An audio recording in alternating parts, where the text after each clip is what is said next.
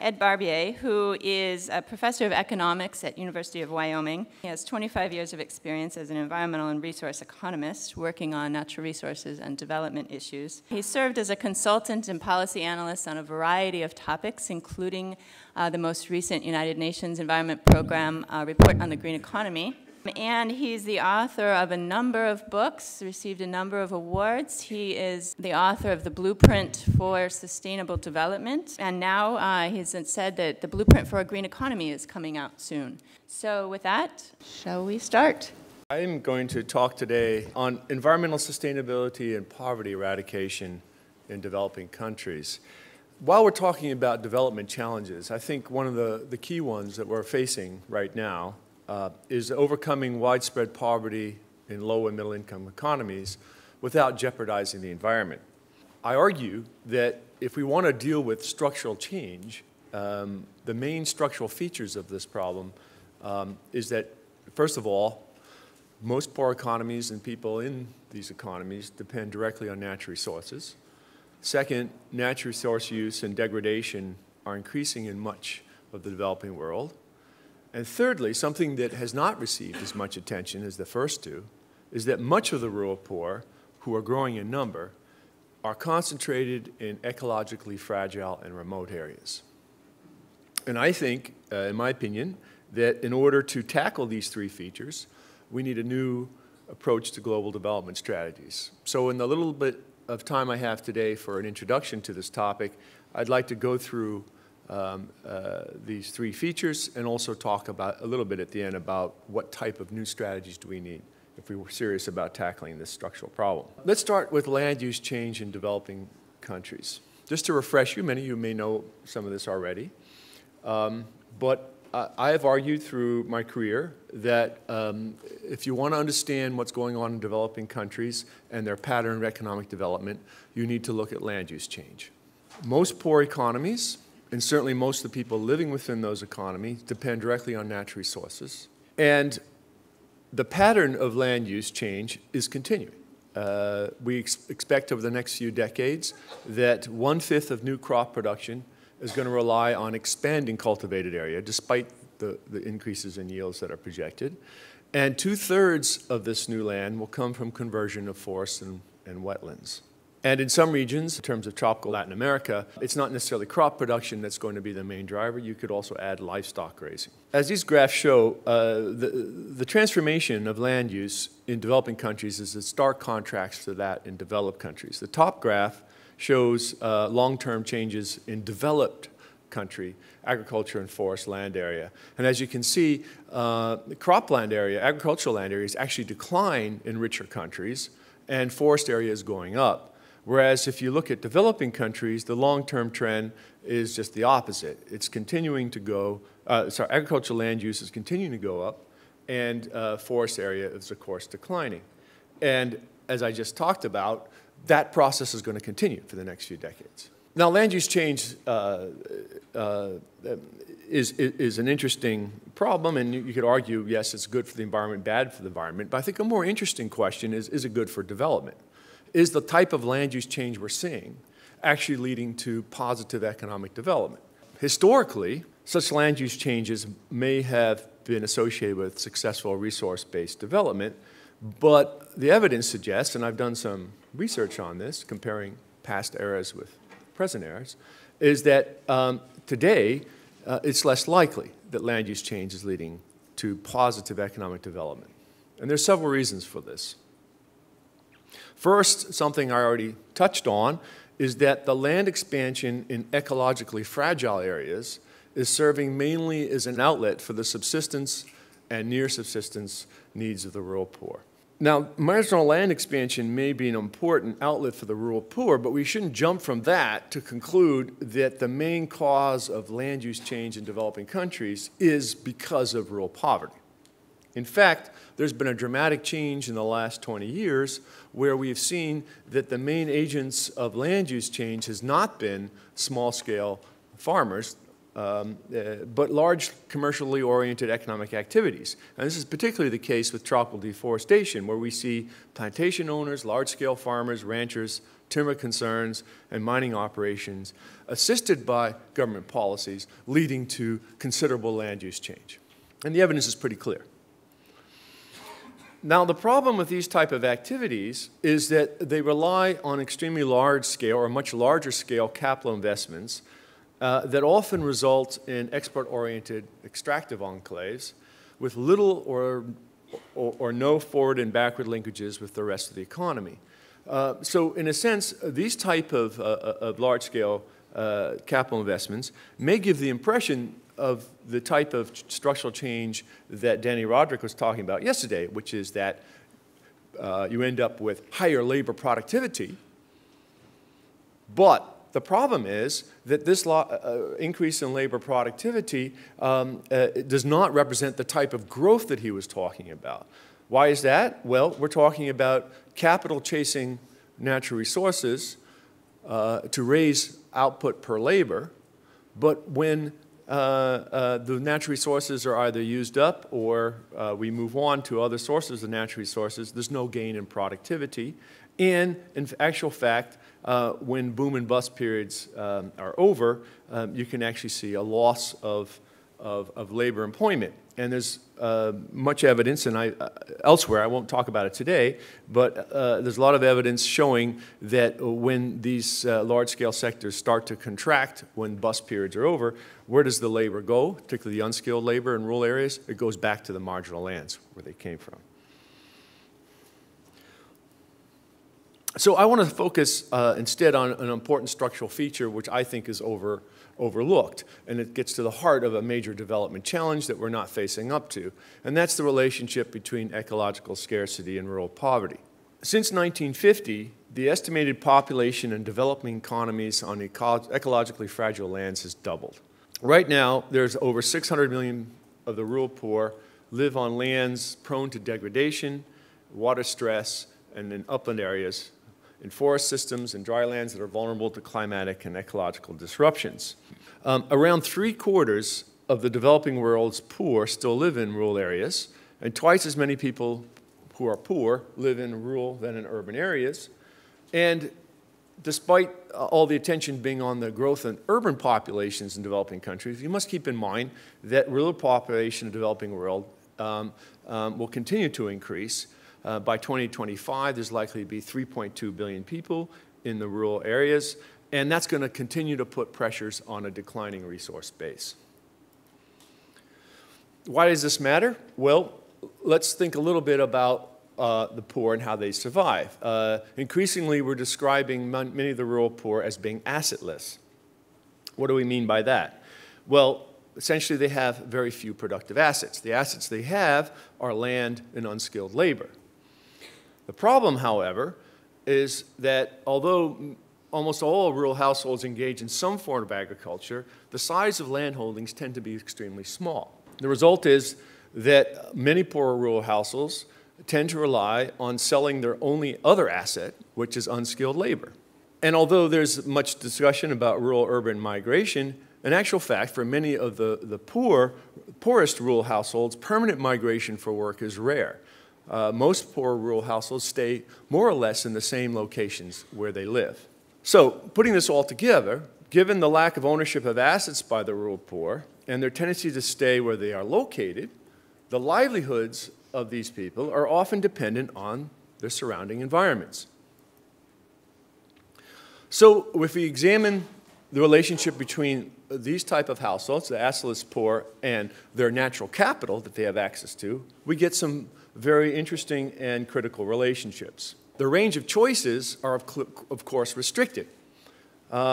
Essentially, their access to markets is extremely important, particularly for land, labor, credit, as well as goods and services. And the second factor that matters is the quality and state of the surrounding environment on which their livelihoods also depend. What we often see in rural areas is that when markets don't work well, when markets for labor, capital, land, and credit don't work well, the rural poor switch their choices towards the environment, and particularly towards common property and open access resources, because they need to supplement or maintain their income and nutritional needs. So it ends up that it's the assetless poor who end up most dependent on exploiting the surrounding environment and its ecological services for survival. The problem, of course, as I've just pointed out, many of these rural poor are located in either remote or in very ecologically fragile areas, so their dependence on their surrounding environment is highly precarious. So what we often observe is, for many of these households, is a poverty environment trap. First, the agriculture on marginal lands, where many of them are found, is prone to land degradation. And in addition, many of the resource commons in the surrounding areas on which they depend are subject to overexploitation or, in many cases, threatened by development activities. The result of these impacts is that the labor productivity of poor households in both resource activities and agriculture will start to fall. If your labor productivity falls, your income falls. And if your income falls, you look for other sources of income, and that is unskilled labor employment outside of the household. Still in the rural areas, but not necessarily in industry or in towns. So more labor will be allocated to outside employment, but the problem is that if all households start to do this, then the wage for hired labor in these very small markets and distant markets will start to decline.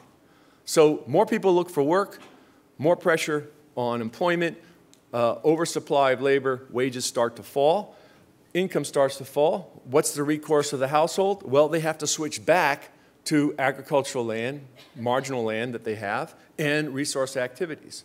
And needless to say, it's a vicious cycle. Going back onto agriculture in marginal areas, going back into resource areas, obviously leads to more land degradation, and the process starts again at the top. Okay, how severe is this problem? Well, just to give you a snapshot of some of the statistics, here's two interesting comparisons. The top table looks at the distribution of world population, and as you can see, in the right-hand columns is the population in fragile lands. And two things you'll notice is, first of all, in all developing countries, about 1.4 billion people live in ecologically fragile or marginal lands. 1.2 billion are in the traditional developing regions of Asia, Latin America, and Africa. As a comparison, look at the total population in the OECD group, which says 850 million. So almost 50% more people who, of the entire population of all the rich countries, also live in fragile lands of developing countries. And when you look at the bottom table, the distribution of the rural poor, you can see that across all the developing regions, around 2/3 of the rural poor live on fragile lands. So those are the absolute and relative numbers. When you also look at people who live in remote regions, these are people who live, rural populations who live in areas with poor market access, requiring 5 or more hours to reach a market town of 5,000 or more. You can see that across all developing countries, around 430 million people live in such remote areas. Almost all the entire remote area rural populations are in developing countries. And on the right-hand side, you'll see that just under 50% of those people in remote areas also live on less favored or arid and semi-arid lands. Why does this matter? Well, it matters because of the unequal distribution. As you see, countries, this is a graph comparing the incidence of rural poverty to the incidence of fragile land population share. And you can see as countries have increasing amount of the rural populations on fragile land, their rates of rural poverty go up considerably. Similar thing happens with comparison of countries with rural population in remote areas and the incidence of poverty. Again, as countries have more and more people located in remote frontier areas, you see more poverty. And in terms of development, you see also some very interesting comparisons. Not surprisingly, countries with very large share of their population on fragile land have lower levels of real GDP per capita, quite significantly when you move from less than 20% or 20, 30% to 50 or more. And the same negative correlation is between the share of population, rural population in remote areas and GDP per capita. Again, developing countries with a large percentage of their rural population in remote areas have much lower levels of real GDP per capita. And when you look at resource dependency, which I define here as the share of primary products in total exports, again, you see a similar pattern. Countries that have a large share of their population in fragile lands tend to be more dependent on primary commodities for exports. And same for the remote share. As the percentage of rural population in remote areas increases quite significantly, you see more resource dependence. And then finally, just to close the circle, countries that are resource dependent have high incidence of rural poverty. So again, this is part of the structural features that we're living with in developing countries. Resource dependency is correlated with incidence of rural poverty, which is correlated with increasing populations in remote and fragile areas, and of course, low overall levels of development as measured by real GDP per capita. I want to end by taking on a new policy strategy. How we go towards a new policy strategy is very similar to what Francisco Ferreira was talking about, dealing with the problems of inequality of opportunities. This is clearly a group of people, a significant group of people that fall in that category, and we do need to target them. But how we target them is extremely important. One effort that's been talked about quite a lot in the literature is targeting payment for ecosystem services towards the rural poor, targeting investments other investments to improve the livelihoods of the poor, thus reducing their dependence on exploiting environmental resources, improving access of the rural poor to well-functioning and affordable markets for credit, insurance, and land, and reducing the high transportation and transaction costs that prohibit the poorest households, particularly in remote areas, to engage in off-farm employment. And finally, providing effective institutions and governments in support of poor communities' use of common poor resources. I'm going to go through these each very, very briefly. In case of payment for ecosystem services, there are several ways we can make such mechanisms better targeted to poverty. Here's a list of a few. And what we have to keep in mind is even if we don't come up with schemes that directly impact the poor, we should recognize that when you engage in such schemes in rural areas, you may indirectly benefit the poor by providing more employment opportunities. However, the literature is also very clear that there's limits to using payment for ecosystem services to alleviate poverty, as the principal aim of such schemes is not to reduce poverty, but to provide incentives to land users to reducing ecological degradation. And sometimes these two goals can clash, as I document in my paper. Talking about targeting investments, again, Francisco talked about some of this, and I would like to spend some time on this particular problem. Underinvestments in human capital and lack of access to financial credit are the persistent problems we have to address, particularly for the poor in fragile environments. And I've picked up on 4 issues that may matter quite a lot to these people. One is dealing with the energy poor, those who don't have access other than traditional biomass fuels, or they don't have access to electricity. And investments in renewable, decentralized energy perhaps is the best way to provide clean and affordable energy. Investments in clean water and sanitation, a comprehensive and targeted safety nets, and also the maintenance and, if possible, expansion of long-term educational and health services targeted in these areas. We also have to recognize that we need investments in other forms of capital, extension of credit, improving transportation, enabling the poor access to microinsurance coverage, and protecting de facto commons management must be another part of the problem.